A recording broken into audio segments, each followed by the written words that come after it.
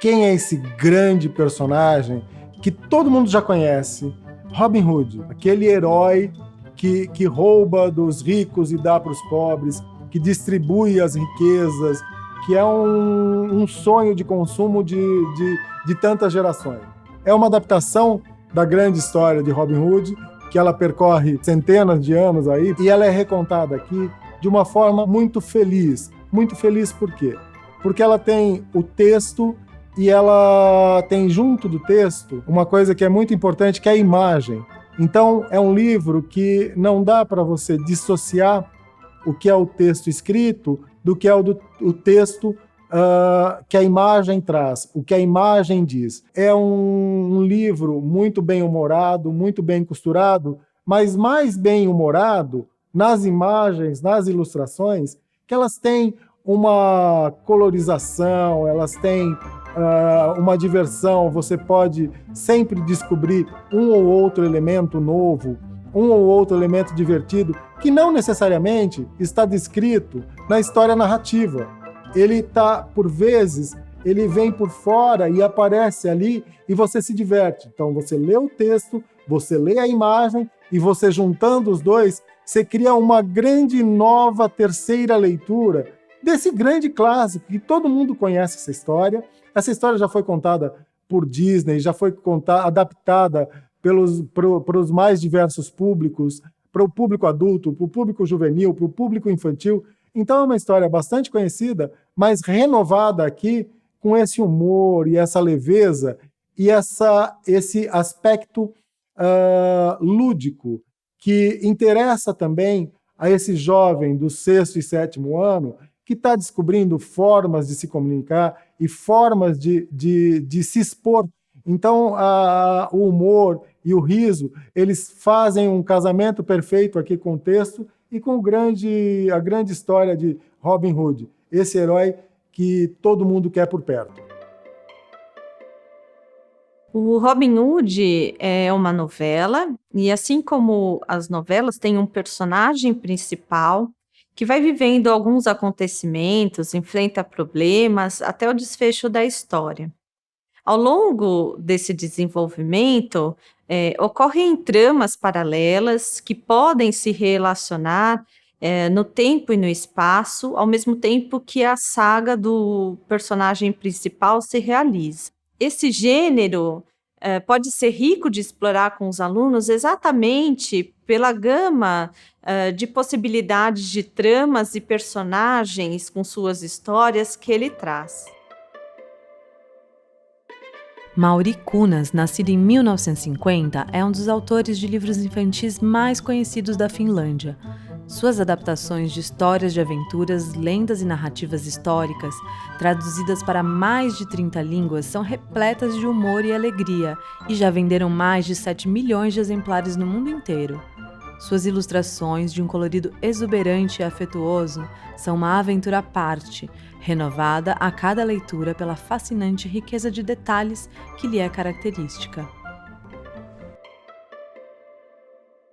A formação de leitores não é um processo unilateral, envolve educadores e educandos. O educador tem como papel principal caminhar com o aluno nessa travessia. Quando a gente fala de formação de leitura, a gente tem perguntas a serem feitas, questionamentos que o próprio educador pode fazer para si mesmo ou trabalhar esses questionamentos com os alunos. A primeira pergunta e mais importante é por que ler? Depois, como consequência, vem outros questionamentos, como naturalizar a leitura em sala de aula, como motivar os alunos a lerem e, principalmente, como estabelecer um pensamento crítico sobre o que se está lendo. Para responder a essas perguntas, o professor também deve estar intimamente ligado aos livros e à literatura, e também relacionado a uma metodologia de ensino. E é isso que a gente pretende sugerir aqui para os educadores, metodologias para trabalho de literatura na sala de aula. Uma forma interessante de começar essa exploração é mostrar a capa para os alunos, explorando o título, o autor, as ilustrações da capa e a editora. perguntar para os alunos o que eles imaginam que vai ter nessa obra, como será a história. É uma atividade importante para ativar os conhecimentos prévios e também depois estabelecer as relações com as histórias que eles já conhecem. Depois de explorar os elementos da capa, informe aos alunos que a quarta capa traz as personagens também descritas. Avalie com eles que essas personagens são animais e trazem o seu nome de referência. Uma proposta interessante a partir da obra do Robin Hood é propor que os alunos escolham um trecho para fazer uma releitura, tanto na questão visual quanto do texto escrito.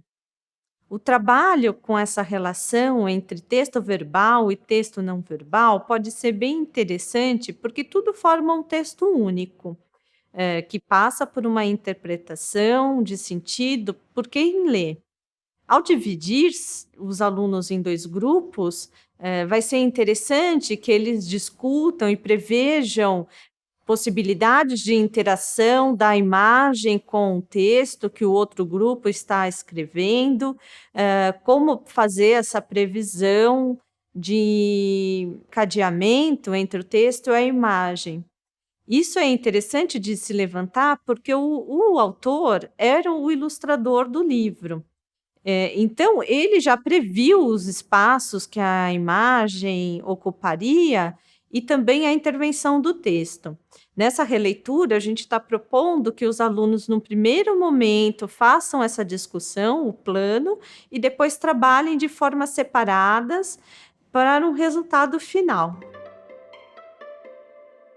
Após a leitura, seria interessante explorar como esses animais adquirem características humanas, né? Então, tem um que é mais forte, um que é mais comilão. É interessante perceber como o autor faz essa relação. Como finalização dessa parte inicial, é possível propor aos alunos que eles recontem uma parte, uma situação do cotidiano, da mesma forma que o autor fez.